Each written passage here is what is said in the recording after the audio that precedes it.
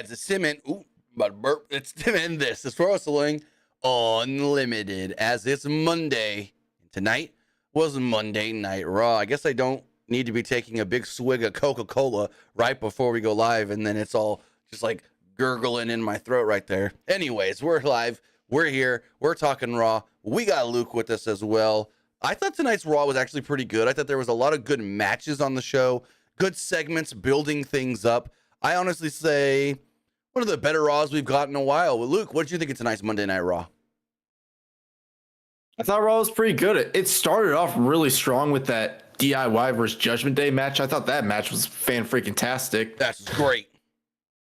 Oh, yeah. And then I thought it ended decent. I wouldn't say it ended great, but it ended decent, I would say. So, two big breaking news things from Raw-ish, kind of. The first one was that we learned earlier in the day, CM Punk is injured. CM Punk has torn his tricep, and he will be out for 4 to 6 months at least. Now, people have asked me, well, isn't this the same injury he already had? Yes and no. This is of his right tricep, but the other injury, the AEW tricep injury, was his left tricep. So, yes, it's the same similar injury, but the other arm.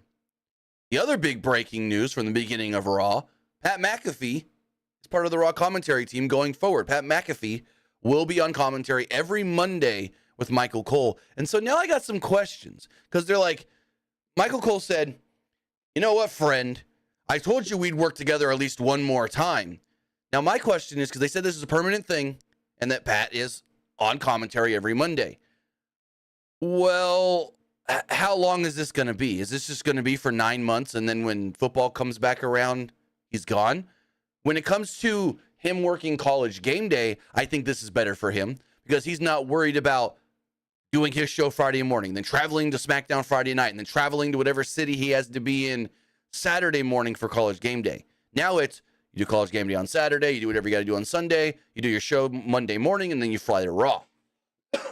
But here's the big question. We know Pat's whole show is all mainly, because granted, they talk about other sports as well, but the main focus of his show is football. So when Monday Night Football starts back up in the fall, how's that going to work for Pat? Is he still going to do Raw commentary and just have to stay up extra late and watch the Monday Night Football game on replay? Or is he going to say, it's football season, I got to go again? That's the big question that we don't have any answers for right now with Pat McAfee. Is he just around until football season? Or is he around through football season? And yeah, I really don't know. Also, speaking of Pat, I felt like Pat was playing it safe tonight. He wasn't just yelling out some of the normal stuff he normally yells out. So he got better, I thought, throughout the show. So I feel like maybe, even though he seemed fine on commentary on Royal Rumble, he was trying to find that groove again tonight is what it felt like to me. But yeah, Pat's back. Punk's injured, and Punk will not be working WrestleMania. That's the big thing. Punk, unlike Seth Rollins, who they think can come back for WrestleMania, Punk is not expected to be back in time for WrestleMania. So we'll see. But what are your thoughts on Pat McAfee and Michael Cole being the Raw commentary team? And who do you think is the SmackDown commentary team? Because they didn't tell us that at all. I think it's pretty cool. You know, I think people really liked Michael Cole and Pat McAfee together when they were on SmackDown. So I think it's really cool that they got a reunion going. As far as the SmackDown commentary, I think it's Corey Graves and Wade Barrett. Maybe having Corey Graves as the main guy. So you think Corey becomes a play-by-play guy? Because you need a play-by-play guy. Wade's never done play-by-play. Corey, kind of, because there's been times where he's had to, like, jump in and save Kevin Patrick and do play-by-play. So maybe. Because I don't think they move Vic Joseph. I think Vic Joseph and Booker T are too good together in NXT. That's my opinion there. Oh, yeah. I think it's Corey Graves and Wade Barrett. I don't see them moving Vic Joseph. I think he's basically just an NXT guy. I don't think he's really someone that they should really move to the main roster. Now, here's the question. What if Vince is gone? So this could happen. What if Triple H brings back old Mauro Ranallo? Remember, Mauro was doing SmackDown commentary, then didn't like the way he was being treated and left. Triple H then brought him back to work NXT and said, you will only work for me, nobody else. And then eventually they parted ways when, the stint was over. But what if Triple H tries to bring Morrow in for SmackDown commentary play-by-play? It would be really cool, but I don't know if he really wants to go back, if I'm being completely honest. I would love it. Don't get me wrong. I would love it, but I just don't think he wants to go back to WWE, if I'm being completely honest. Maybe not. I don't know. It's just it was just an idea that popped in my head the other day when we found out that Kevin Patrick was gone. So, but I mean, I always say, never say never, but if I had to predict, I just don't see it happening. Oh no, it's like a pie in the sky thing. Like, what if? And now that Vince is gone, we know it's more possible, more likely, but I don't know how likely, if that makes sense. I mean, it's another one of those, like, now that Triple H is in charge, will this person come back? Exactly. But I know go for it. When people left WWE when Vince was in charge, people have said in the past, like, I will not work for WWE again because I don't want to work for Vince. Oh, well, that's what Eric Young did. When Triple H got control of creative, one of the people he brought back was Eric Young. When Vince then said, "No, I'm back on the board and I'm going to run things," Eric Young said, "I want out. I will not work for that man." And Eric Young went back to TNA and Impact Wrestling. So it's happened before. With that, guys, I want to say thank you for joining us here. Twitch.tv/PWU Unlimited, YouTube.com/Pro Wrestling Unlimited, and podcast services all that burp again, all around the globe, like Stitcher, Spotify, Google Pod, Apple Pod, Anchor, iHeartRadio, and so much more. Remember, if you are watching live on Twitch, you can help us out a couple of different ways. Also, Fonzie, that's your internet. My internet's running fine. Haven't dropped a single frame on the stream, so that's a you issue, Fonzie. Anyways, if you're watching live on Twitch, you can help us out a couple of different ways. You can help us out by hitting that donate button down below or by donating Twitch bits in the live chat.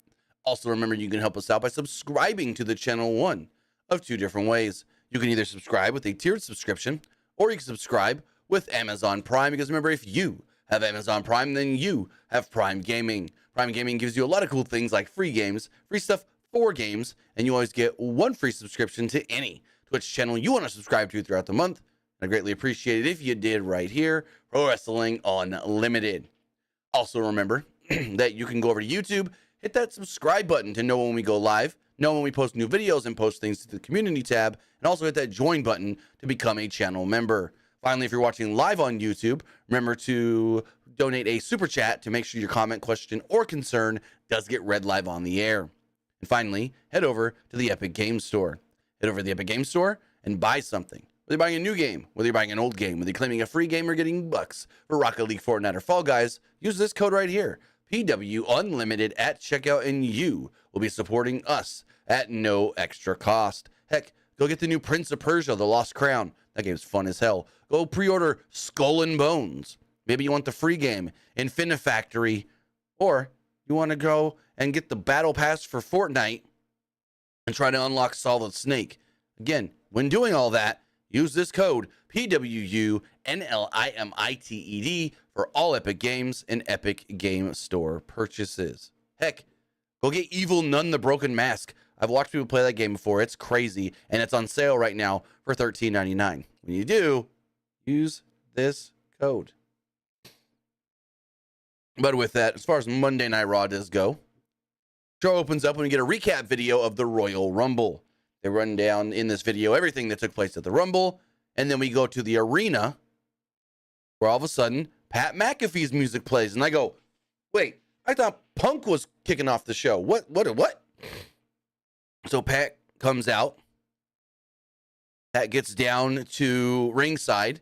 He sits next to Cole, and Michael Cole lets us know, hey, guess what? Pat's back, and it's permanent. He's on commentary with me, and you're new. We're your new Raw commentary team. But make no reference to Wade Barrett, as we said earlier. We don't know what's going on with Wade, if he's going to SmackDown, if maybe he's going to go back down to NXT. We don't know. Hopefully, he goes somewhere, because I think Wade Barrett is phenomenal on commentary, and I've thought so all the way going back to when he did commentary for the NWA. So I'm like, oh yeah, no, you got to keep this guy on commentary somewhere because he's really good at it. But Cole and McAfee are your new Raw commentary team, and then CM Punk did come out. Punk came out with a sling on his right arm, and he initially took his time getting down to the ring. He actually signed an autograph for a young fan, and the crowd was chanting his name. Punk was holding back tears looking up at the WrestleMania sign. Punk said that he came really close to winning on Saturday. He wasn't mad at anybody, and he wasn't mad at Cody Rhodes for winning. He said, in fact, he wants to congratulate Cody on his victory. He said, it's not about what you deserve. It's about what you earn. And, well, Cody earned that win. Punk says now he wants Cody to go to Mania and finish the story. That is what he wants to see. Punk said that winning the Rumble back-to-back was a great accomplishment. Unlike the Tampa Bay Lightning winning the back-to-back Stanley Cups. I thought that was a fun little jab from CM Punk, who's a big-ass hockey fan. So Punk said he didn't believe in luck, and he did feel a bit unlucky, though. He said he tore his right tricep in the Royal Rumble match. He thought maybe he could wrap it up and compete Elimination Chamber, then make his way to WrestleMania, but unfortunately, he's told it's not that. It's not going to work like that. He said his dream, ever since being a kid, was that he wanted to be in the main event of WrestleMania. He never said he wants to win the main event, never says it's got to be a title match. He just wants a main event match at WrestleMania. He wants to go on last. He said, in this year, it's not happening. Punk spoke about a friend named Chad Gilbert who has cancer. Chad had a wife and a daughter, and he was never in a bad mood. That was real life. Punk's injury was just a flesh wound. He wasn't the best in the world because he always won. Or he wasn't the best in the world because he always won. He lost more than he won. He goes, I've lost more than I won. Didn't you see my not so great UFC record? Or didn't see me in UFC, something like that.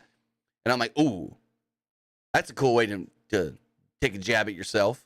Mention your UFC run. He said he fought in the UFC because it was a dream of his and something that scared the crap out of him. And he loves trying to accomplish things that scare him. Crowd chants for Punk. He said it scared him coming back after 10 years to a place he never wanted to leave. He said the dream of WrestleMania will continue to haunt him. But he's the best in the world. And that was just a moniker that belonged to other people. Other people that fight cancer. Maybe even firefighters or others that do good for others. Punk promised to keep going until the wheels fall off. He said this was just adversity. He did not focus on those who were negative. None of the criticisms that he heard mattered. He said the fans woke up every day and they kept going to put food on their tables. And he plans to do the same. Keep going to put food on my family's table. Punk said the WrestleMania, well, it's not in the cards this year. But he was a Chicago Cubs fan. And he repeated the phrase, there's always next year. This is when Drew McIntyre would then make his way out to the ring. Drew would then come out and said some terrible things about Punk. And he basically was like, I prayed for this to happen. And the crowd booed. He's like, I prayed for this and it happened. The two would throw some jabs at each other. And McIntyre assaulted him and said that I assaulted you in the Rumble because I was not going to let you win. McIntyre says that he couldn't sleep knowing Punk eliminated him. And then he said once he heard Punk was injured, he started to sleep like a baby. McIntyre says that he exercised the demons that was CM Punk. McIntyre would find a way to Mania and live Punk's dream again. Remember, he didn't just have a WrestleMania match at WrestleMania 36. He was in the main event and won. Punk said that his heart hurt more than his tricep does. Punk said that he would come back and main event WrestleMania. But first, he's going to come back for Drew McIntyre. This is when McIntyre would take a cheap shot at Punk. Punk ducked and kicked him, but then it was too much. Punk tried to use the injured arm, but McIntyre headbutted him. McIntyre stomped on the injured arm until Sami Zayn would come out to make the save, and McIntyre ran away. Officials came and also checked on Punk. Now, one thing I got to say here. When Punk started fighting back, and Punk was going at Drew, I got a couple people tweeting me and messaging me going, so it's a storyline, right? I'm like, no. It's not a storyline. It's a real injury. Like, then why was he doing what he did? I'm like, it's like Cody. It's same as Cody's injury when Cody tore his pec. The injury is so bad that no matter what you do, it's not going to get any worse. So him throwing a couple punches and Drew stomping on it is not going to make the injury any worse. Like, the injury is as bad as it can get. So that's why Punk was able to do stuff tonight, but he's not able to do a full match. He's out there able to do this and then walk away, go get surgery, and come back probably, maybe, in time for SummerSlam. So what do you think of this opening segment of Raw? I mean, it really sucks for CM Punk because of the timing of that injury. So now it's like, because people were really hoping for him versus Rollins at Mania, but now it's like, oh dang, now we gotta wait another year for Punk to like have a match at Mania. So it's really unfortunate for Punk, but also it leads like more opportunities for like someone else to take that spot. Now, here's the other question. By the time Punk is probably cleared to come back, is Drew McIntyre even going to be in WWE? Because his contract is up like right around or right after WrestleMania, and no one knows if he's going to re-sign. So they just set up a big Punk McIntyre match in hopes that Drew even sticks around. Plus, the other question is, and this is something no one can answer right now, everyone wanted to see Punk and Seth, but if we go in WrestleMania next year, who the hell is even gonna, what's the storyline gonna be, and who's gonna be in that position to face Punk? That's the big thing, and that's nothing we can answer now. That's too far out. But it's like, okay, is it still gonna be Punk and Seth at WrestleMania 41? Do they try to do that again? Or do they go a different route with Punk is the big question. Regardless, we just gotta see when he finally can come back. And I saw other people going, his first match back, he got hurt. Screw the guy. It's not his first match back. That was actually his third match back. He had, in December, he had 2 live event matches with Dominic that were untelevised. So for everybody that was saying, hurting his first match back, no. Just because it was his first televised match doesn't mean it was his actual first WWE match back. They made it sound like it, but it was his third match back. I mean, if I'm going to be completely honest, I don't even know what Drew McIntyre even knows, like, if he's going to re-sign or not. I don't think he still knows yet. Right. I mean, they've got, 3 months to sign him to something. 3-4 months. No. About 3 months till his contract's up. For what we know. I mean, a few months, though. That's, like, big time for, like, wrestlers to, like, for WWE to re-sign wrestlers. I mean, Finn, his contract is up after Mania. Right. I think Seth's and Becky's contracts are up soon. They're up in, I want to say, June, maybe. I could have the date wrong, but it's summertime. Which, I mean, I do think there's a better chance both of them resign over McIntyre. I mean, Finn, I don't really see Finn leaving. No. I think it all depends on how they use McIntyre going forward. And if they use him how they're using him right now, I don't see him leaving. If, like, he gets to Mania and it's kind of a nothing match at Mania, then maybe. But if they're using him how they're using him now, all for it. Heck, I think it also depends. Give him the Seth match in the title. Let him win the belt from Seth at Mania. I'm all for it. As long as he re-signs, go for it. It's also risky if you do that, because then I know a lot of people say we'll just push him to the moon and he'll for sure resign. But, like, let's say you do that, but then he ends up leaving in the first place, and then be like, oh, well, why did we do that? But that's why you do this. You tell him, here's the plan. This is what we want to do. We want you to win the belt at Mania, but you got to resign. We can't guarantee it if you don't resign. So then it's up to him then. He resigns, he gets the match. He says, I'm still not sure. They have to go a different route, in my opinion. So I think they give him the ultimatum of, here's what we can do. Here's what we want to do. It's up to you. I think that's the route they go. Yeah, I agree. James in the YouTube chat says, what are my thoughts on Raw moving to Netflix? I mean, I don't really think much of it, if I'm being completely honest. I kind of knew they would, like, go to a streaming network anyway. Yeah, Nick Khan had said for a long time, We want a broadcast deal. We want a cable deal. We want a streaming deal. They got all three. Yeah. The move. It didn't really surprise me at all. I mean, I kind of knew they were leaving USA anyway.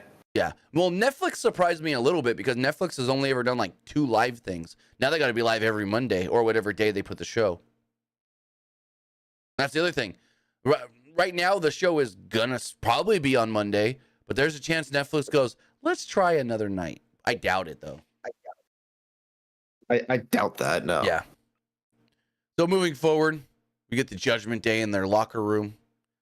Rhea Ripley told the rest of Judgment Day that they should send a message tonight. A message that they couldn't send at the Royal Rumble. Ripley asked if Damian Priest and Finn Balor were ready for their tag title match. Priest was completely on board, and Balor said that they would show everyone how vicious they can be.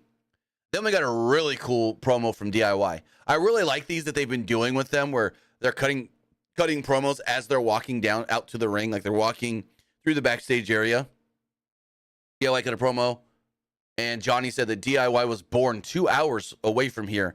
And Tommaso Ciampa said that they would achieve their dreams tonight. So, great match. Match goes just short of 13 minutes, right around 13 minutes. And I thought these two teams worked tremendous together. And I also loved that the first hour was commercial free, so this match went uninterrupted, which was awesome because they just got to go out there and they knew they were uninterrupted, so they just went out there and had a pay-per-view match. Like legit. They just went out there and had the same match that they would have had whether this match was on the Royal Rumble, coming up on Elimination Chamber, or so forth. Didn't have to worry about, well, we have to hit this spot right before the commercial, or we have to be doing this right when the commercial comes back. So Balor tagged himself in early on after Priest and Gargano started off the match. But Gargano took him out and Priest out as well. There was a slingshot DDT. Ciampa then hit Balor with the air raid crash and got a close near fall. Crowd was really into that. DIY hit Balor with a meet in the middle, but Priest put Balor's leg on the bottom rope to break the hold, or break the pin. Balor then hit Gargano with a sling blade and a drop kick, but Gargano avoided the coup de grace and applied a Gargano escape. As Priest was trying to break it up, Ciampa would jump in and put him in a crossface as well. Priest then, though, hoisted Ciampa up and dropped him on Johnny to make Johnny break the submission. Everyone started trading big strikes until Priest dropped Ciampa with the thrust kick. Priest then dropped Gargano on the announce table with a flatliner before Ciampa caught Priest with a small package in the ring for a 2. With Gargano out, though, Priest hit Ciampa with a razor's edge, Balor hit the coup de grace, and they pinned him to retain the championships. So, Judgment Day retained the titles, and before we get into all the stuff with Truth and Miz after the match, what did you think of the tag title match itself? Oh, tag title match, fan-freaking-tastic. Best match of the night. Mm-hmm. I mean, I kind of knew that DIY wasn't going to win, but it would have been cool if they did. Hey, there were a couple times in that match where I thought DIY was winning. Like, there were some false finishes where I'm like, oh my God, they got me. I thought that was it. So that was really good. No, like the double submission, that's where it really got me. I was like, oh, dang, they're winning. They're winning. But,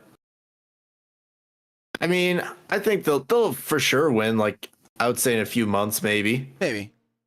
I mean, someone's got to take the titles off of them. Well, if it's... Actually, I'll say this later. Okay. So, I think I know what you're going to say. So, Dominic and JD come out.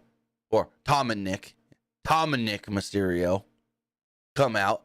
Priest thought they owed R-Truth an apology and called R-Truth to come out to the ring. Priest promised Truth that we're not going to attack you. It's all good. But Truth gets in the ring. Truth gets in the ring. And Priest is like, you want to say it? You want to do it? And Priest goes, yeah, let me do it. They don't usually listen to you because you're not nice enough. So I'll just say it. Can you please all rise for the Judgment Day? And so they don't really rise. And then they said something about Priest being upset with Truth from last week. And then Priest eliminating Truth out of the Rumble. And Truth's like, I get it. Don't worry about it. Also, I took your cut and your money. I converted it to cryptocurrency. I did your taxes. I liquidated your assets. And you're all good. You're taken care of. Priest goes, do you even know what any of what you just said means? And Truth's like, what do you mean, do I know? Truth then said, hey, it's all good. We're family. Priest, you're like my older brother. Priest goes, you're older than me. He goes, Finn, you're like the creepy uncle. You do weird things, but we still love you. Finn's like, creepy uncle? What? I felt like they were not, like they didn't know what Truth was actually going to say because they had such genuine responses. And then he's like, I like Tom and Nick, but JD, you're like that stepbrother that's in the family, but we really don't like to acknowledge that is part of the family. Chris is like, no, that's not what I was going to say. We're a family, and you're not in it, Truth. Priest likes Truth. Priest likes Truth, which is why he wouldn't want to do what he's about to do to himself. And so, well, he said, Dominic, go. And Dominic and JD, really more just JD, beat the crap out of Truth.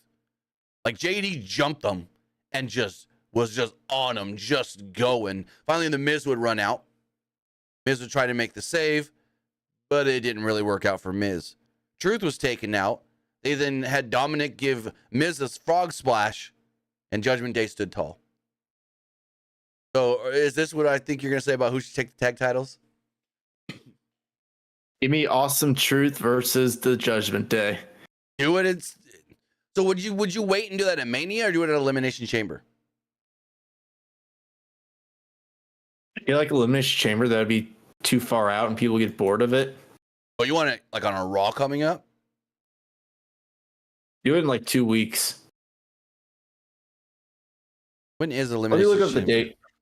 February 24th is Chamber. Oh, 3 weeks? 4 weeks? One. So from this Saturday, it is one. I guess it wouldn't be too far out, I guess. But It's in 3 weeks. It could happen.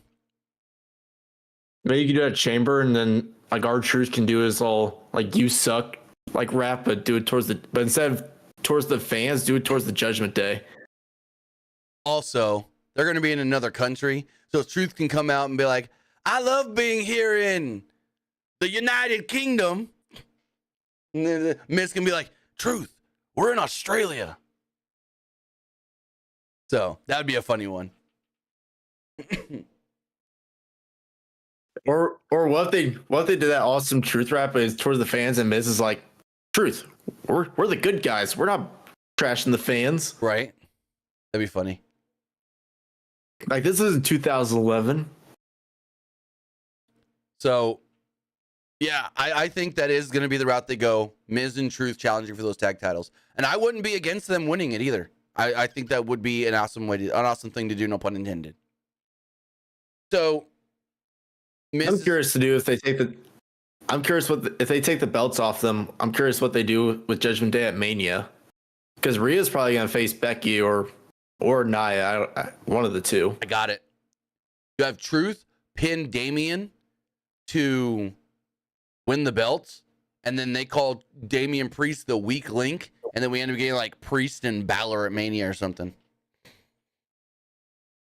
Wouldn't be opposed to it. Maybe Dominic's not calling him the weak link, so Dominic goes on Priest's side, and maybe JD on Finn's side. Oh no, Dom's got to stay on Judgment Day side with Mommy. I full-heartedly think eventually Priest is turning babyface and they're kicking him out of the group. So I think that's the route they're going. Maybe by Mania. So I mean, do you really think it'd be that early though? Because I think it's before he cashes in, and he ain't got that many more months to cash in. Think about it. What is it? When's Money in the Bank? June? Money in the Bank is July. July 6th in Toronto. Have him cash in at like May on Drew. If he's the champion by then. I wouldn't be opposed. Because I feel like if Seth and Drew's the plan for Mania and you have Drew win, give him a little bit of a length so that way he doesn't get like pissed off about it. Right.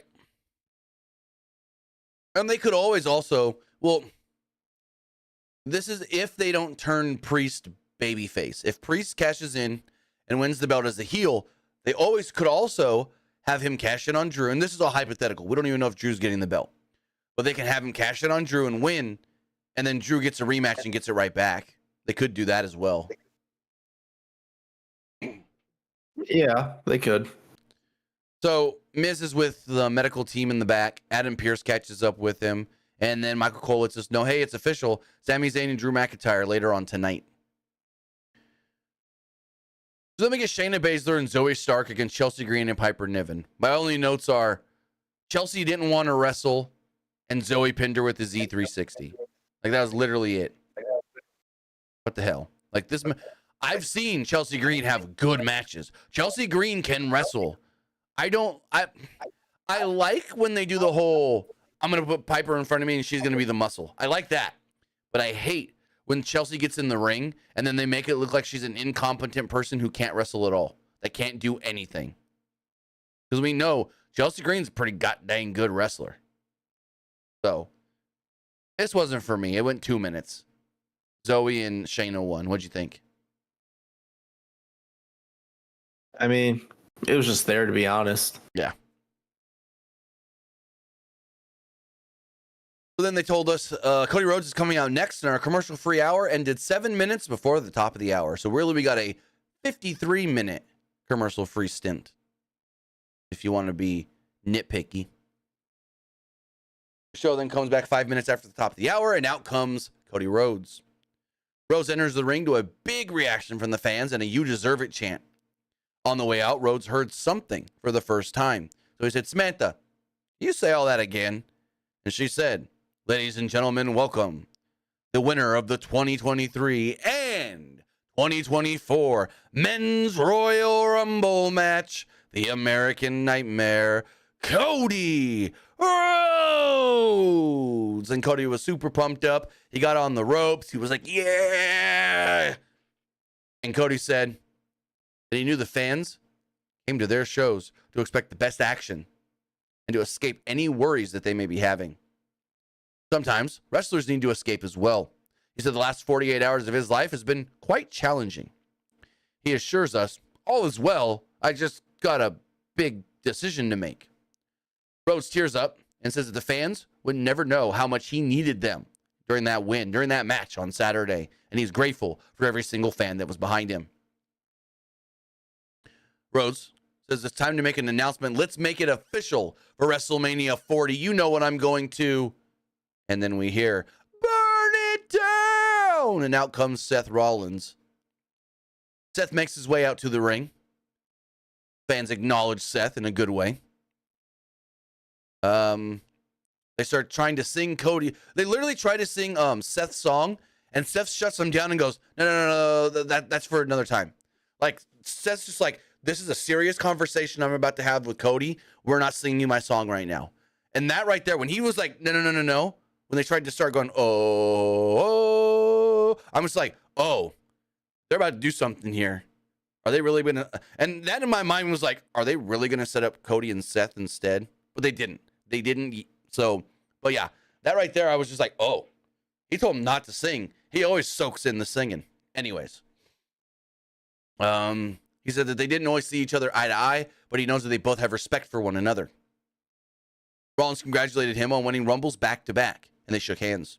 However, Rollins thought that Rhodes was making a big mistake if he wanted to just go fight Roman again at WrestleMania.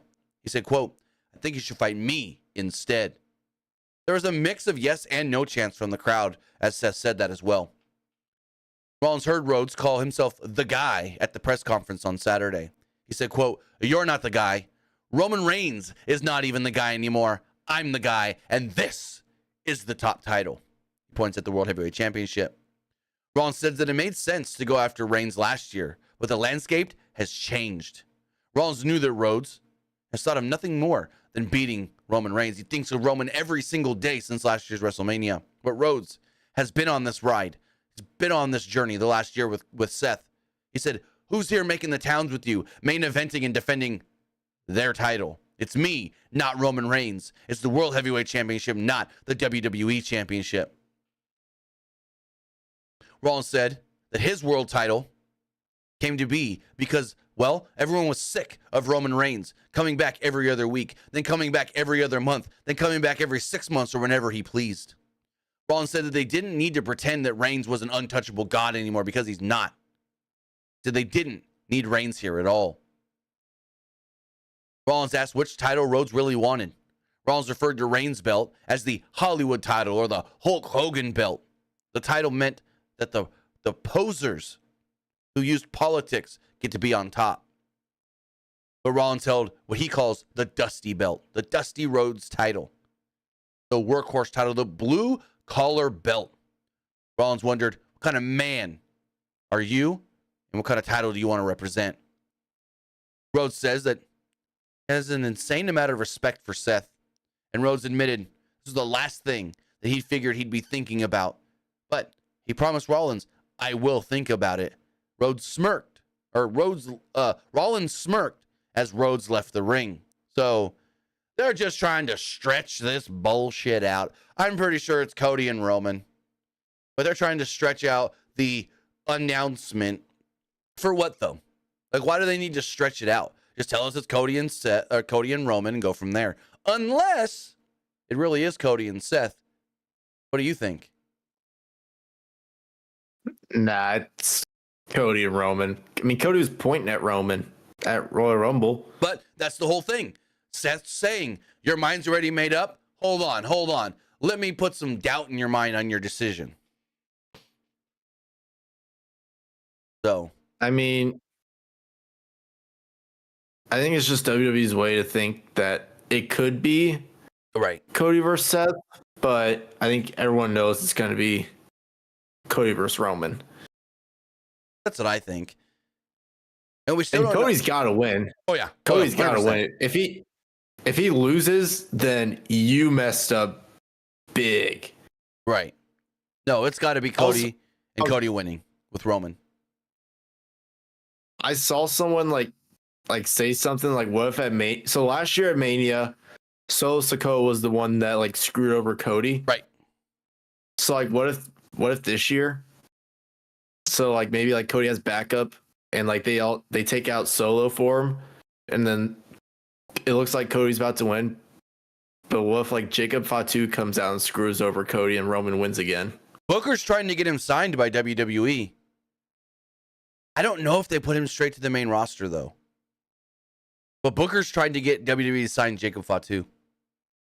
Now here's my thing. I think they've played up the Roman can't win by himself. Roman always needs help. Somebody from the bloodline's always interfering. So what if Cody sets it up to where I'll fight you, Roman, but inside of a cage or Hell in a Cell? So no one can get in. No one can help you this time. It's just you and me. I mean, steel cage though. I mean, they can't just do the same singles one-on-one match. They got to add something different. If they want it to feel more important and not just the same, they got to add something. I mean, Hell in a Cell would make sense, but like steel cage though, I mean, doesn't really mean anything because people can still get inside. I mean, people can still get inside Hell in a Cell. We've seen from the very first. We've seen from the very first ever Hell in a Cell, someone broke the door down and got in. Yeah, but like for steel cage, I mean, like how many steel cage matches have we seen where people like interfere so many times? It's more likely than Hell in a Cell. True. So even if it was steel cage, fans are probably just going to be like, oh, well, Solo can still interfere easily. You want a way to keep people really out? A Punjabi prison. Nah. Ain't no one getting in that one. That's more of a Great Khali stipulation, yeah, though. I know. I'm just saying, that one is double layered and everything. Double layered, and you got to like pull the thing to lift the door and raise the thing. Yeah. But I think they need to add, if it's Cody and Roman, which I'm pretty sure it is, I think they need to add something so it's just not the same match. And I think they've been going so hard on the fact that Roman always has help that maybe that's going to play a factor into whatever this match is. All right. So, speaking of the bloodline, Jey Uso was in action. former Bloodline member. Took on Bronson Reed, or as we have to apropos call him, Big Bronson Reed, because they got to know that he's a big guy. He ain't medium Bronson Reed. He ain't semi-big Bronson. No, he's Big Bronson Reed. This match is pretty good. Jay fought back after a break. And also, here's the other thing. With the first hour going commercial free, every other match for the most part, like except for the Chelsea Green tag match, every other match, like within 90 seconds, went straight to commercial. Like literally, they would come back from commercial, start the match, and like 2 minutes later, they're already back in commercial. And I'm like, oh, they're really backloading this now because the first hour went commercial free. But it didn't hurt my enjoyment of the show. It was just something that I noticed, that every match from here on, for the most part, was like spot, break. And then we got the rest of the match after that. But Jay fought back after a break. Reed was apparently in control during the break. And Jay hit a flying crossbody, but barely got a 2 off of it. Reed blocked an enziguri and hit a senton for a 2. Reed no-sold a super kick, so Jay hit 2 more and got a 2 off of it. Reed avoided an Uso splash and hit a Death Valley driver for a 2. Jay avoided Reed's tsunami attempt and hit a super kick, a spear, and an Uso splash to pick up the victory. I feel like this match went 9.5 minutes almost. And granted, like 4 of it was under commercial, but I thought they worked together, but it was just a match. It was just there. And I felt like there was no stakes, no nothing. It was just one of those, and I'm going to say it. Let's just put 2 guys in the ring together for random reason Tony Khan match. That's what it felt like. It's just no stakes, didn't mean anything. Just, hey, this guy's good. This guy's good. They haven't fought before. Let's go. Just one of those random AEW matches. Like Tony Khan announced tonight, Jon Moxley versus Jeff Hardy Wednesday on Dynamite. I don't know if you guys saw that one. But what did you think of this 9.5 minute match? I mean, basically it was just there. Did you see like, I know you don't really pay attention to like the entrances a lot, but did you see Bronson Reed's like gorilla like video? Oh, like, yeah, his entrance video, where he's, like, knocking down the building. Yeah, I did see that. It was kind of creative. Yeah, I liked it. Yeah, they do that a lot. Like with Kevin Owens, they have a wrecking ball come and hit a brick wall. So, yeah, no, it's I don't know how to say it. It's creative. I'll just say that. They do it like with Asuka and the mask, Natalia's where it flies through the heart. So, yeah, they do it. They do that every so often for different people. As we move forward, Andrade was here on Raw and signed a contract to be a Raw superstar. Nick Aldis would enter. Also, speaking of Adam Pearce and Nick Aldis, did you see the social media video that they posted with Adam Pearce and R-Truth after R-Truth accidentally entered the Women's Rumble? Yeah, didn't he like call him Nick Aldis? So he's telling him, he's like, Truth, what were you doing out there? And he's like, what? You told me this was my number. He goes, no, I didn't tell you to go out in the Women's Rumble. He goes, also, what happened to your hair? And he's like, my hair? You think I'm Nick Aldis? He's like, what? Tom and Nick? So yeah, I thought that was funny. But Nick Aldis shows up, and Aldis said the SmackDown had a great offer for Andrade. So Pierce was like, sign that contract faster. Basically. And then Andrade shook his hand and left. Before he left, I believe Andrade told Pierce to say, or Aldis, to say hi to Zelina for me, which was a cool little reference. Aldis seemed annoyed that Pierce was doing business this way, especially after he loaned Bayley to him tonight. Their meeting was then ended quickly when Aldis said, I'm getting a call from Braun Breaker. Aldis left, and the crowd actually kind of popped a little when he said the name Braun Breaker, which is a good sign for Braun. Braun got a great reaction in the Rumble, and then when they buzzed and popped a little when he said, I'm getting a call from Braun Breaker, I was like, oh, they've done great with him then. Like, a lot of times someone will come up from NXT and they'll get mixed reactions here and there. No, they've done well with Braun Breaker to where these fans want him on the main roster. And I think he's going to be a big star. And I think if anybody was going to take Brock Lesnar's spot in the Rumble and do all the Brock stuff, Braun was the right choice. So, Braun on SmackDown? I think so, but I don't know. I think he would do good on SmackDown, but I feel like he'd be more of a Raw guy. So here's my question. We don't know. So we know that he took Brock's spot in the Rumble, and everything that was planned for Brock in the Rumble, he did, which was also being eliminated by Dom, which was supposed to lead to Brock and Dom in Elimination Chamber. Now, we don't know if that's going to lead to Dom and Breaker at Elimination Chamber, but if it is to, then Braun would need to be on Raw, not SmackDown. So I don't know exactly what they're doing with Braun Breaker, but it sounds like this is his call-up. They pushed it up because Braun was not supposed to be in the Rumble originally. So it sounds like they're pushing up his call-up after the unfortunate pushing out of Brock Lesnar. Where, if I'm going to be completely honest, I don't think we ever see Brock again. Maybe. But I think it's very highly likely that we never see Brock on WWE television again.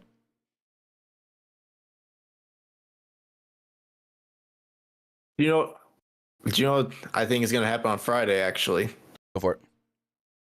So tonight they had Andrade sign his contract for Raw. Maybe on Friday, maybe they're going to have Naomi sign her contract with SmackDown. They'll be like, oh, you got Andrade. Well, I got Naomi. Yeah, it's reported that she's going to SmackDown.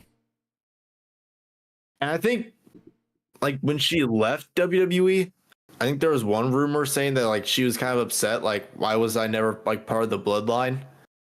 No, I never heard that. I always think that was more fans than her. I think that was more of a fan thing, saying she should have been part of the bloodline. How would she fit, though, in the bloodline, though? With her gimmick, it doesn't really fit that. You'd have to give her, like, a whole new gimmick. Correct. So if she would have came back different, that would have been one thing. But she came back as just the same Feel the Glow Naomi. And so, yeah, she wouldn't fit anyways. Granted, I mean, yeah, Jimmy's her husband, but still, it's like, no, she doesn't fit in at all. She'd have to be a heel. She'd have to be a shitbag scumbag. And that's just not who Naomi is. But I think it's cool that she'll be on SmackDown, though. Yeah. She's been on SmackDown, I think, more than Raw in her career.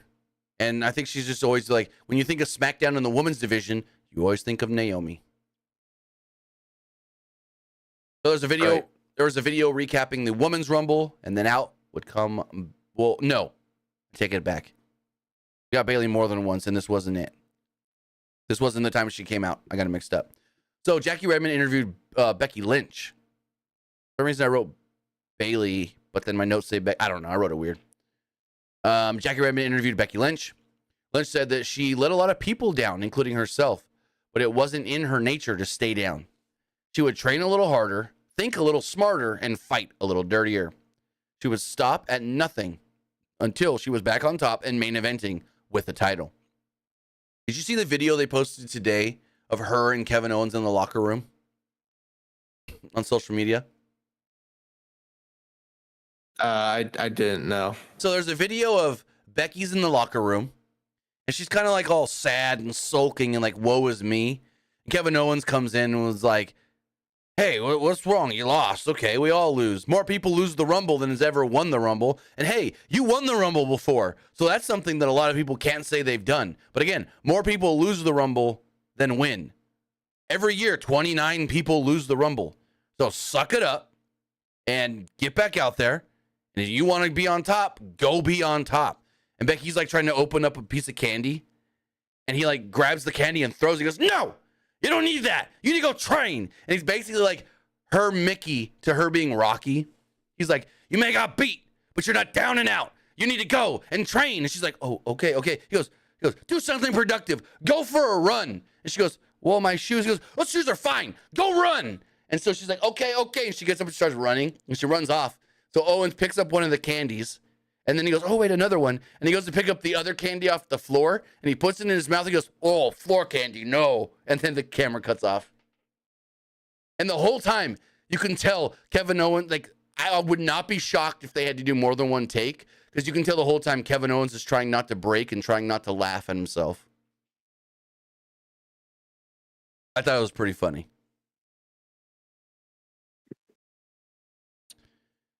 Then, a hell of a match for the IC title. Gunther and Kofi Kingston. As much as Kofi got his ass beat, he also gave it to Gunther to where he was smacking and chopping and slapping Gunther so hard his chest was bleeding. Like, it was more one-sided than not. Kofi was just getting ragdolled, but then Kofi was giving it to him, and it's unintentional that he was bleeding from the chest, but it helped big time. Like, it helped big time. So early on, Gunther applied a Boston Crab, and like 45 seconds in, we go to a break. Gunther dominated for a while until Kofi fired back after the break with a forearm, but Gunther cut him off with a neck breaker. Gunther applied the Boston Crab again and again, as they spilled to the outside. Kofi then went for a dive, but Gunther caught him and shoved him hard into the side of the ring. Kingston then managed to do another dive, and I almost got motion sick because Kofi hit like 3 dives in a row and was running so fast back and forth that the cameraman couldn't keep up with them, and the cameraman's just going, woof, woof, woof, woof, and then like cutting to try and figure out what camera to put on Kofi because he's moving so quickly. I'm like, oh, god dang, maybe we do need Kevin Dunn back. So Kofi does these dives. Kingston then managed to drive Gunther into the ring post and followed with more dives. Gunther then popped back into the ring, and Kingston caught him with the Trouble in Paradise, but Gunther rolled out of the ring, and Kingston couldn't make the cover. Gunther was draped over the steel steps at one point. Kofi climbed up on the barricade and then jumped off of him with like a forearm smash. He then threw Gunther back in the ring, did the double leg drop off the top rope, but Gunther kicked out at 2. Gunther then blocked the Trouble in Paradise and tried to apply the Boston Crab, but Kingston countered into a cradle for a 2. Gunther then hit a clothesline, but Kingston reversed into a clothesline of his own and an SOS. Crowd starts chanting, "This is awesome," for the close near fall. Gunther then hit a huge clothesline from hell looking move, a drop kick, and then a power bomb to stack Kofi Kingston and pin him to pick up the victory. And then after Woods came out to make the save, Ludwig and Giovanni beat the shit out of Woods and Kingston, and Gunther was pleased. So what did you think of all this? I thought this was a pretty good match. I mean, like, we knew Kofi wasn't winning for sure, but it was just a good match. So just like in the tag title match, there was 1 or 2 times when I go, oh, Kofi's about to... Okay, never mind. They got me once or twice, especially off that SOS. I mean, I knew all along Kofi wasn't winning because Kofi's already like one of those established names where like if you beat him, it's not really going to affect him that much. Right. But I just thought of an idea, actually. Go for it. So at Vengeance Day, let's say Trick Williams wins the NXT title, and then Dragunov goes straight to the main roster, and then we get Dragunov versus Gunther at Elimination Chamber. There we go. Dragunov wins. So I think there's a visa issue with Gunther right now where he can't leave the country. I think, and I could be wrong, but I think I read something that Gunther can't go to Australia. So that would have to be a Mania match, which I would be totally for. If you're not giving me Gunther and Brock at WrestleMania, then give me Gunther and Dragunov. Or Gunther versus Seth. I mean, I think they teased that before. Yes, a lot of people like, week. oh, we can get that one. But if Gunther can't go to Elimination Chamber to defend, then probably just do Gunther versus Dragunov at Mania. So this was from 3 months ago. Gunther is trying to get his U.S. residency, and because of that, for 6 months, he's not allowed to leave the country. And that was 3 months ago. So the time's not up yet. He's still got to stick around in the United States. So he can't leave the States. This was an issue that Ray Phoenix was having last year around the time of All In. He couldn't go to the UK because he couldn't leave the United States because he was trying to get residency. And Gunther's trying to do the same thing. So, yeah, give me Gunther and Dragunov at WrestleMania. Oh, yeah. And or like, let them have a goddamn NXT match. Just say, go out there and do your thing. Don't be like, oh, well, we got to do this and this because it's main. No. Just Triple H knows. Let them go out there and have their NXT match. I mean, absolutely. I know some people are wanting Gunther versus Dragunov for Berlin, but I just think When's that? August? yeah, that's I feel like that's too late though, because then Well, no. because Gunther he already broke the record though, so Yeah. I just think you should probably just take the belt off him. So have And then- Dragunov beat him for the title. Dragunov has this run through the summer. That then comes right back around to Gunther, and Gunther gets a shot in Berlin. So Gunther, actually, that's the better move. Gunther in Berlin as the challenger. The crowd would be even more behind him because the crowd would want to see him regain the title instead of just retain and defend it. They would love to see him get it back. Then what do you do in the meantime with him? Just have him do like singles matches to like try to get back to the IC title? That, or maybe have a match with like the world champion and like lose, but then go on a run and then go back for the IC. I don't know. I feel like he would be in kind of like, that's the hard thing. They've done so well, so good, so great with him as the IC champion. It's like, unless you're just going to put the world title right on him, nothing else would seem like it suffices, if that makes sense. Everything else just seems like a step down if he's not going straight from the IC title to the world title.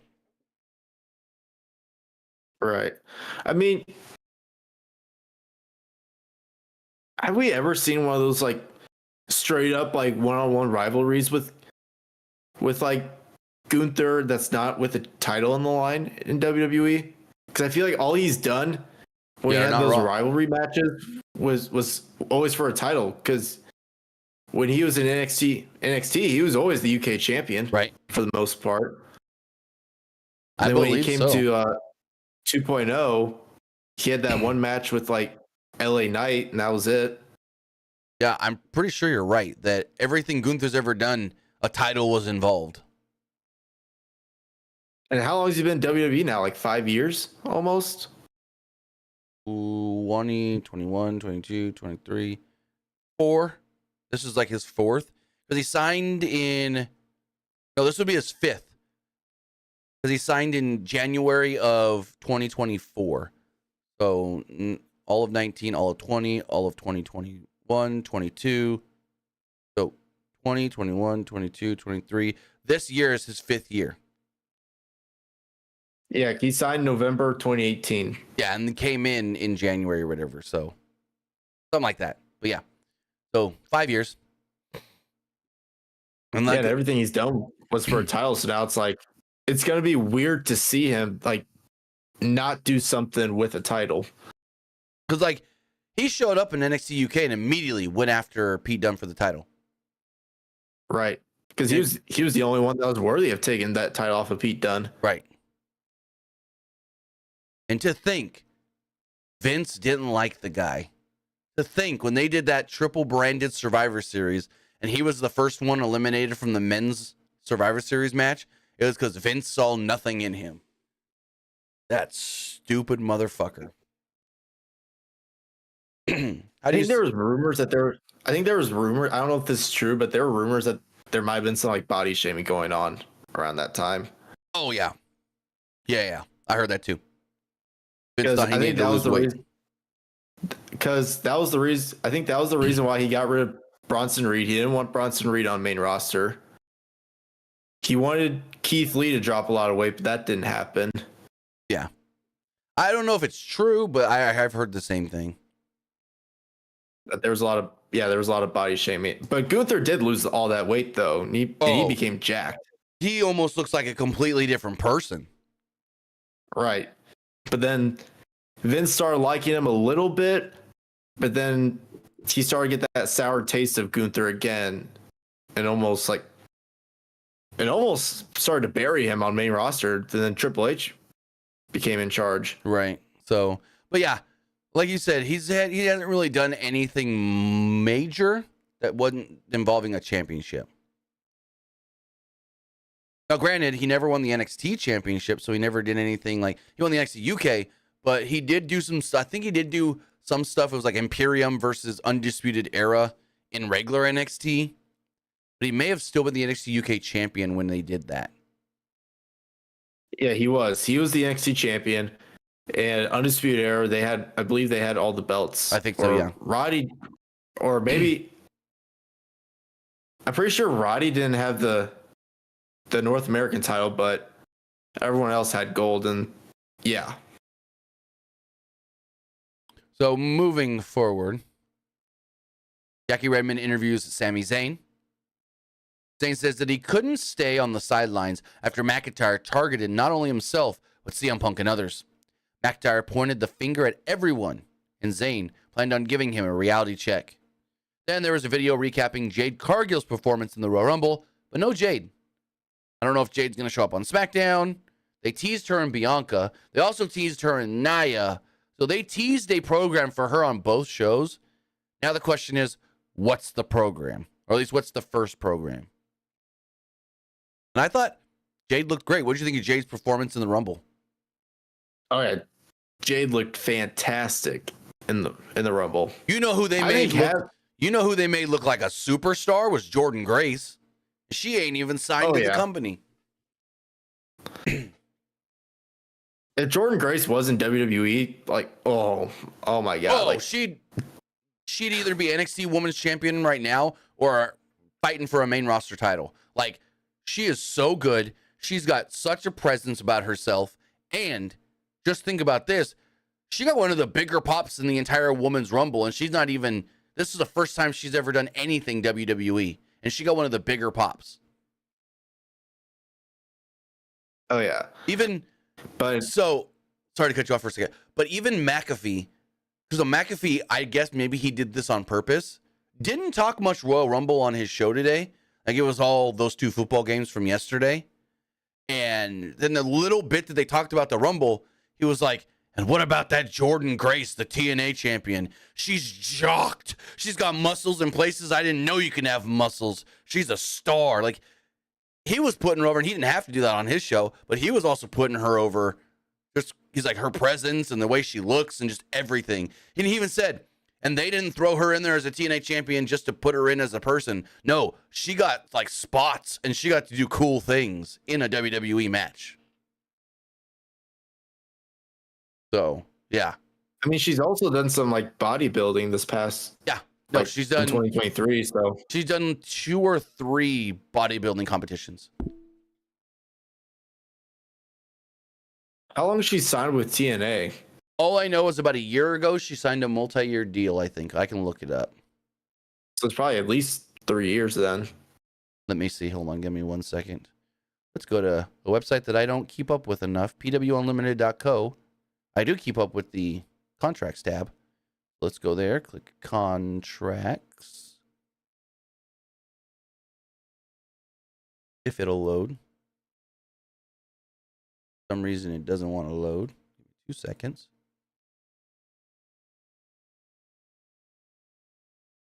Resources. Confirm contract expiration dates. Impact Wrestling. I don't have Jordan Grace on here. Let's see if the Fightful one has it. Give me 1 second.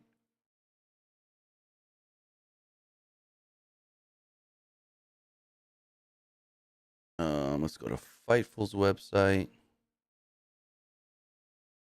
Resources.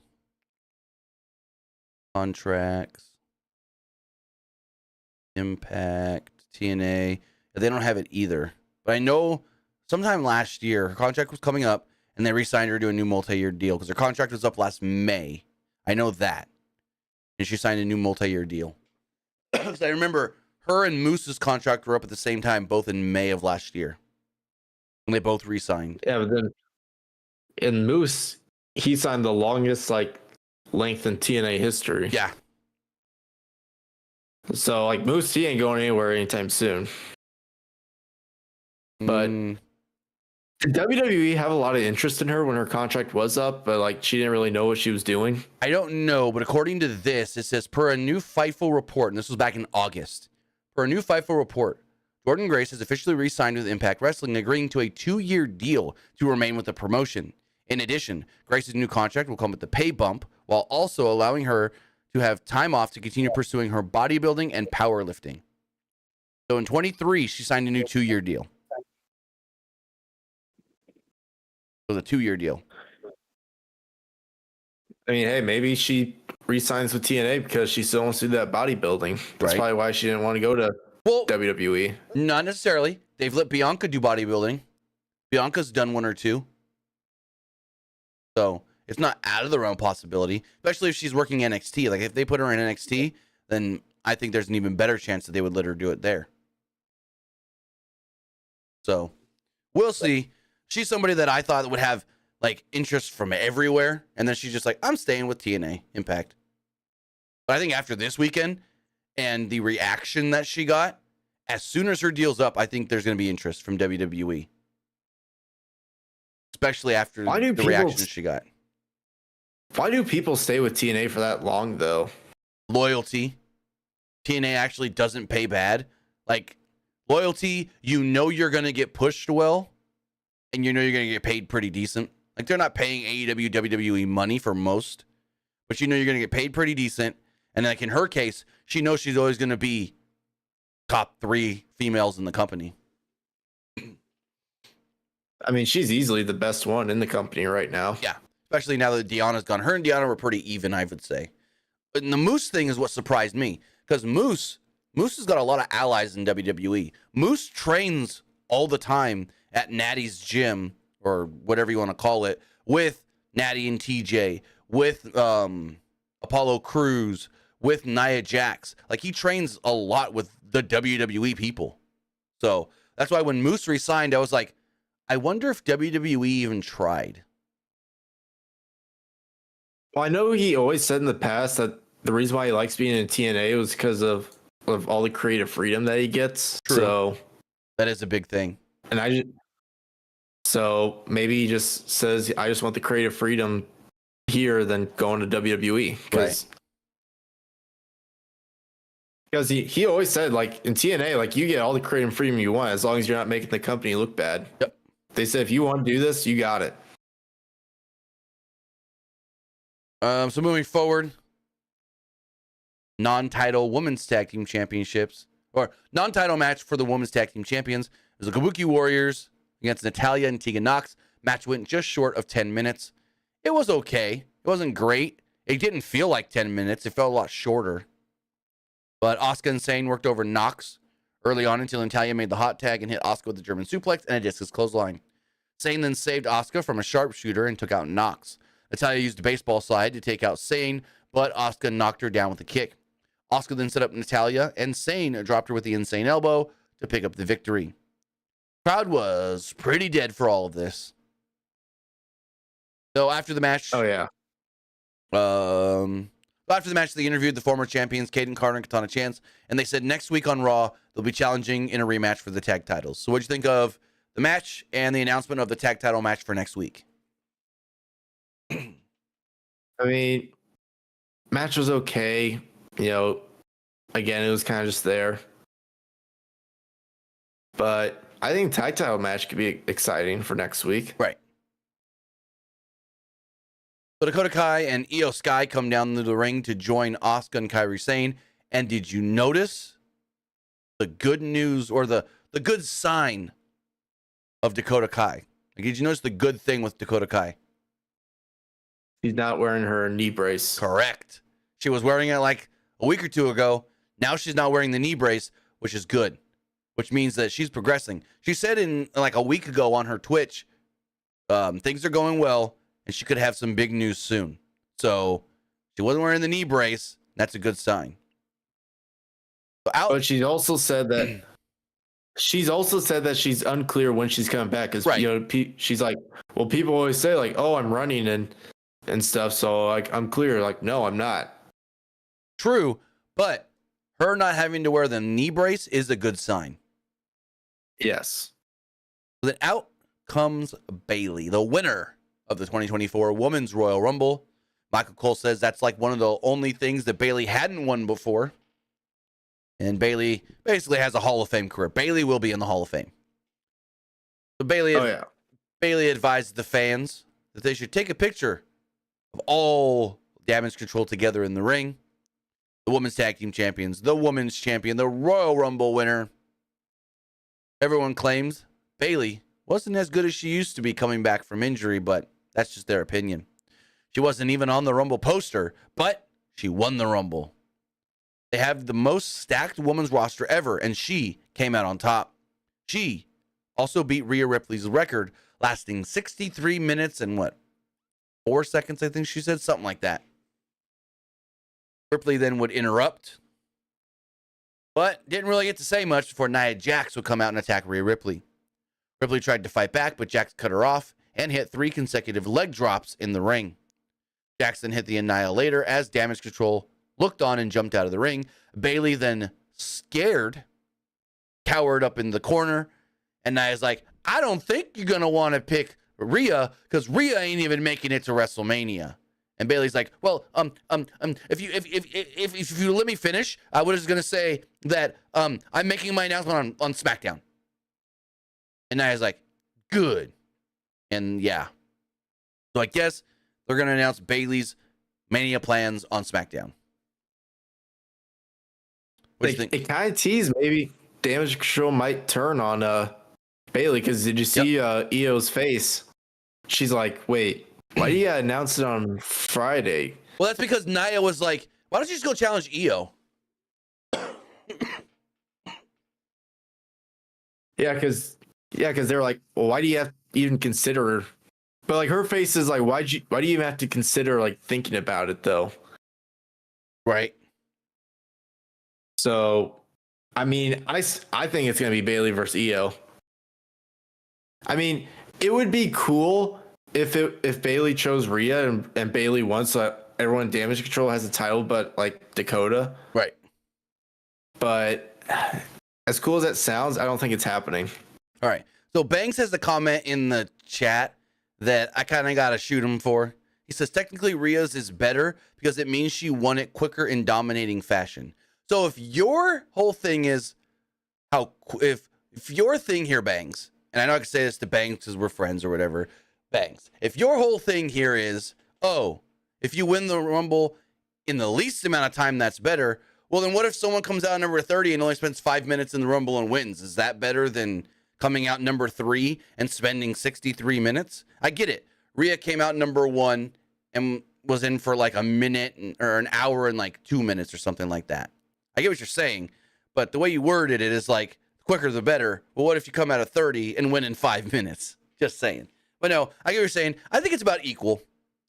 I don't know if there's really a way to be like, oh, well, she was in for a shorter time, but not a lot. I don't know. It's a weird way to put it.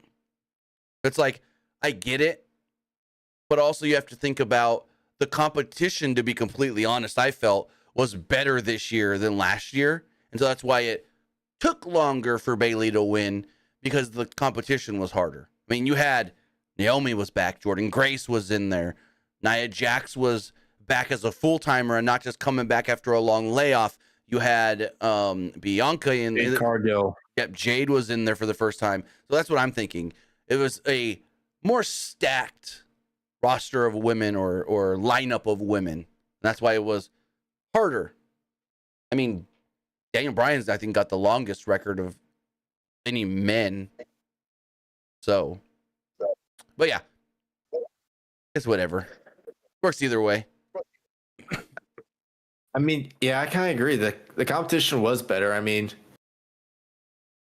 I don't think we really had a lot of competition in the women's one last year, if I'm being completely honest. Like who?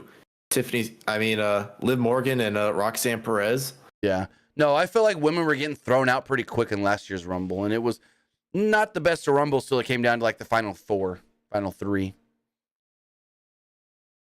Yeah. Someone in the YouTube chat says, who do you think gets inducted into the Hall of Fame this year? I don't think he'll accept it, at least not right now, as he's still full-time on television, but I would love it to be Paul Heyman in Philly. But I think Heyman has said before, as long as I'm still working in WWE on screen, I don't need to go to the Hall of Fame. He said it before. But if you want to add somebody else from ECW, Sabu? Maybe. I would say Taz, but that ain't going to happen with him being in AEW. Because I think this would be the perfect year to put Taz in. They're in Philly. You can practically put Taz in for both of his careers as a wrestler and a commentator. But he's full-time AEW commentator, so that ain't gonna happen. But if I'm thinking, who else? Do you want to be two cool ones though? Maybe Francine if they need like an EC. But now all I can think of is ECW. I'm like maybe Francine or Don Marie. I mean, I don't think it's gonna be ECW if Paul Heyman doesn't accept it. Because if Paul Heyman doesn't accept it, then there's no point in doing like everyone in ECW. I mean, they could. But who would you think? They could, but I think one that everyone really wants is Bray Wyatt. Oh, that's got to happen, of course. I feel like that has to happen this year. Trey, I think a women. Trey in the YouTube chat says Tommy Dreamer. Not when he's holding the TNA title. Granted, they worked with TNA this past weekend, but I highly doubt that. I highly doubt Tommy Dreamer.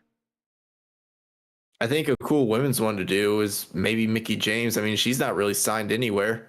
So you could technically. So technically, Mickie James is the like executive producer and women's overseer or whatever you want to call it. Mickie James has a big role in OVW right now. She's an executive producer and she's in charge of their women's division.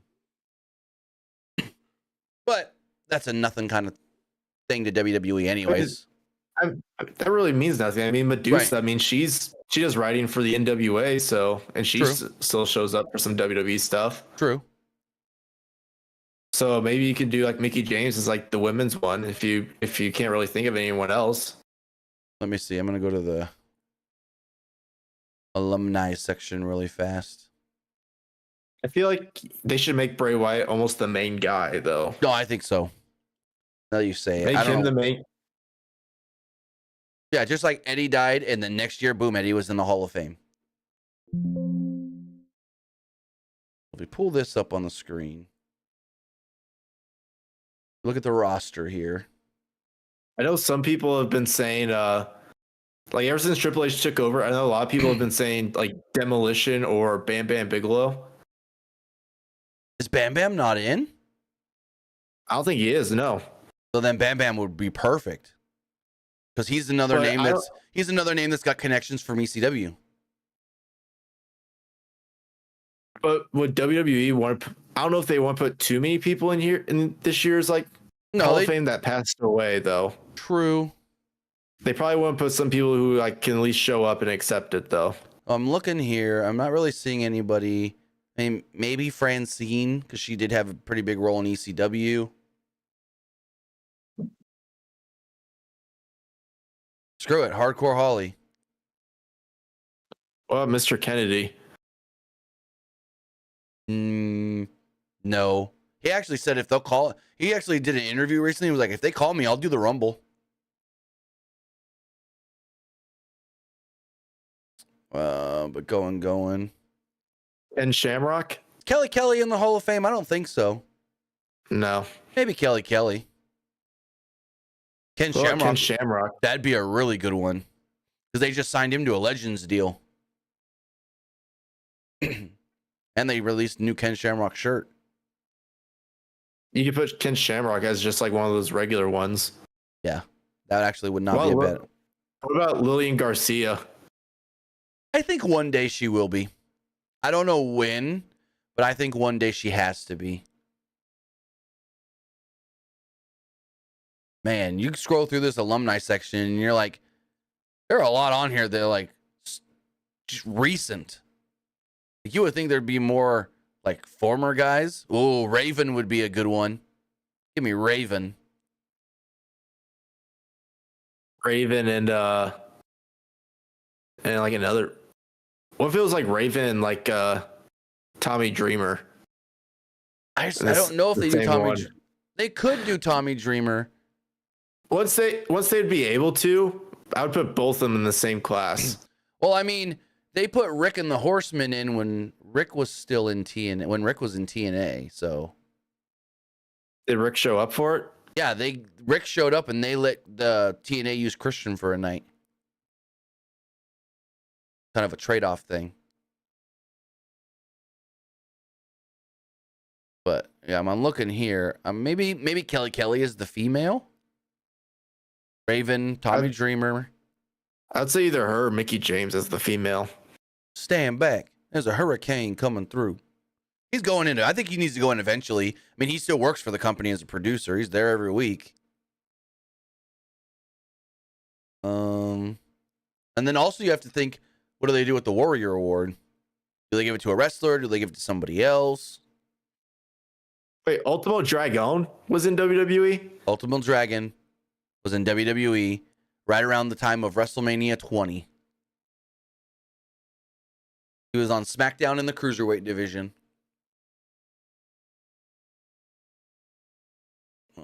And this is just WWE alumni. Because we can also scroll back up and we can click WCW alumni. We can click ECW alumni. So there's still a lot more names you can go through as well. Like, would they have this guy? I don't know. Would they have that guy? I don't know. Do you think they eventually put Demolition in the Hall of Fame? I think eventually. I feel like you'd have to almost. What about Brian Pillman? They have Lexus King induct him. That'd be cool. Another female that's eventually I think should go in is Jazz. I think she'd be another good female to put in. What about Rhino? I don't think he's signed with anywhere. Is he still signed with TNA? I don't know. A good question.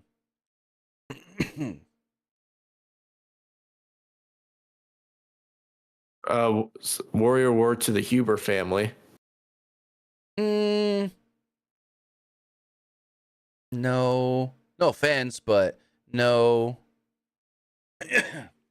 Jordan says, what about Victoria? According to Victoria, they don't like her. She's like, they wouldn't even let me backstage last time I tried to visit. So, I don't know. Bang said, what about RVD? RVD's already in the Hall of Fame. RVD went in during COVID.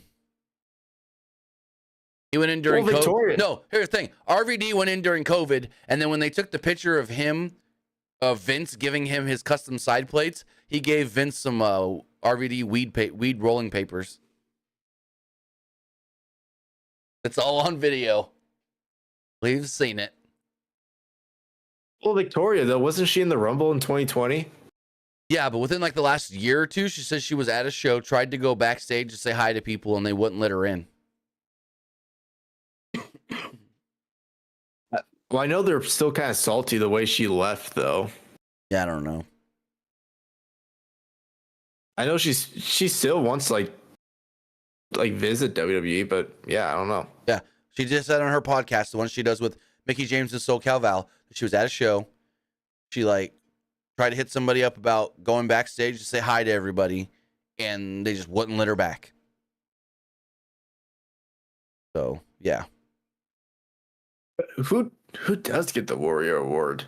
I have last year was a referee that got it that passed away. Oh, Timmy White. Gotta love Timmy White. Tim White was great. But I don't know.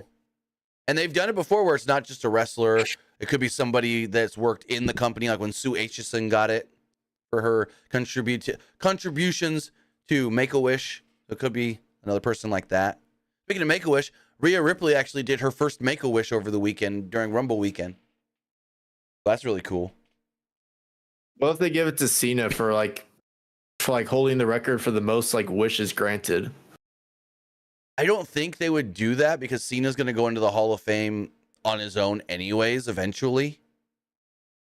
And so I think he's just going to take that accolade and then they'll find somebody else for the Warrior Award. I mean, it makes sense, but I think they go a different route for Cena. He just gets a full, whatever year he's done, he gets a full, you're the headliner induction. But yeah, I think Bray for sure.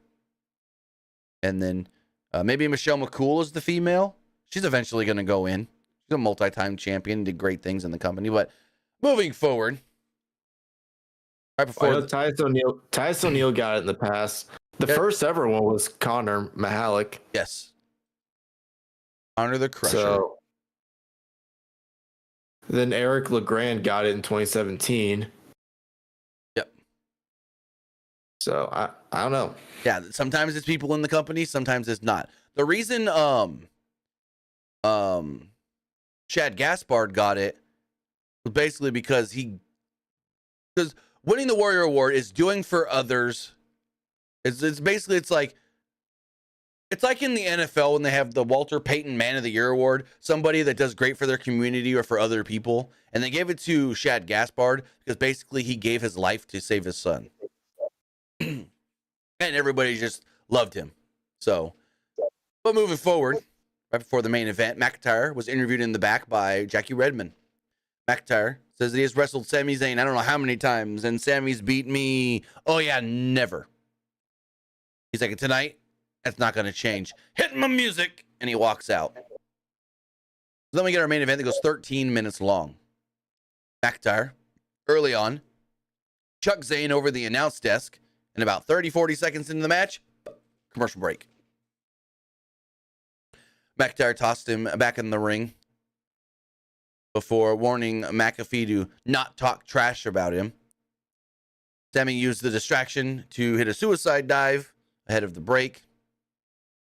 After the break, McIntyre was in control, but Zayn fought back and hit a sunset flip sit-out powerbomb for a 2, followed by a tornado DDT for a 2. McIntyre followed this up with a spine buster for a 2 and a sit-out powerbomb for what? Another 2. Zayn's arms, Zayn was then kind of like complaining about his arms or whatever. And he couldn't fully get McIntyre for a suplex, and McIntyre responded with a headbutt. McIntyre then went to the top, but Zayn brought him down with a superplex. Zayn hit a haluva kick, but McIntyre dropped him with a clothesline. McIntyre then went for the Claymore, but Zayn countered into a sort of Blue Thunder Bomb for a near fall. McIntyre then followed this up with a big overhead suplex and a white noise off the middle rope for a 2. McIntyre then shoved Zayn while telling him that some people were just out of his league. Zayn fired back and went for a haluva kick, but McIntyre blocked it and got his hands up. McIntyre, I don't know exactly what was supposed to happen here, but he just so happened to crotch Sami here. I think that was the plan. You block the haluva kick, and when Sami's leg goes up for the kick, you hit him in the nuts. They called it a inadvertent low blow, so the ref allowed it. He then hit the Claymore and pinned Sami. So it's like he did but didn't cheat to win like we've been seeing. What'd you think of the match? I thought the match was really good. Great main event.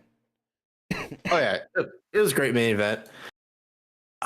I'm really curious to see what they do with Sami this year on Mania. I don't know if unless they go the route and say, hey, you're in the Battle Royal.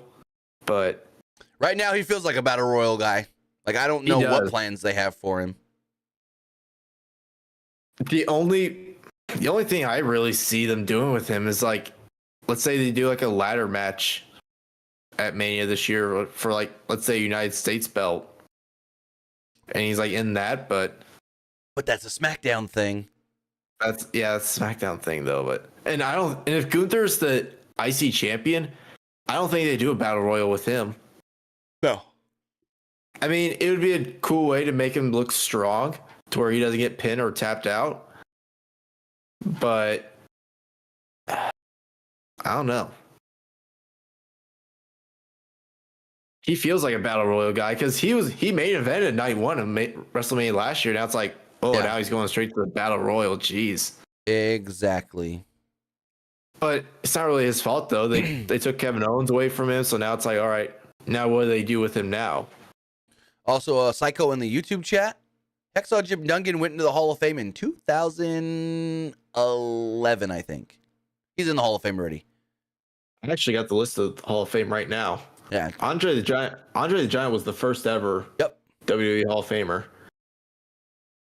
Yeah, Hacksaw went in I think 2011. Hacksaw is also the first person to ever win the Royal Rumble. Yeah, they skipped like a bunch of years. They went from 1996. They skipped that until 2004. Well, yes and no. I think they were still kind of doing it, but it wasn't fully publicized. Like they were like, this person's now a Hall of Famer. This person, but like 2004 with WrestleMania 20 is when they first started to make it like a spectacle and a thing.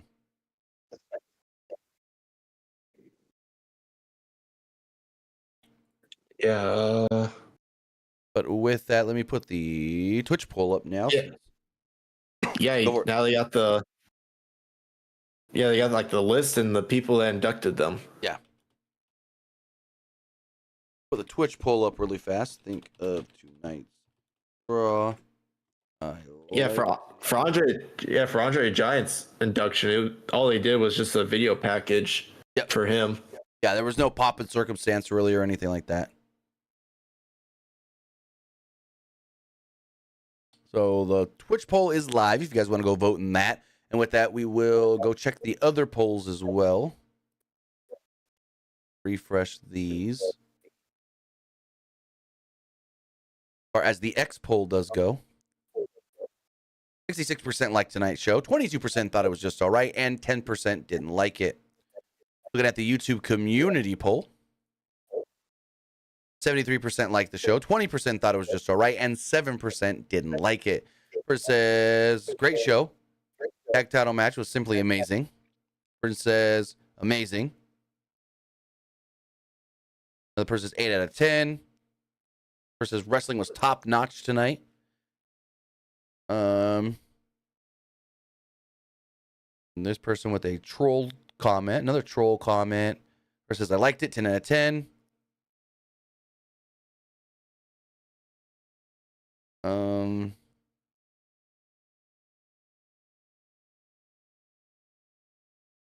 Another troll comment and another troll comment.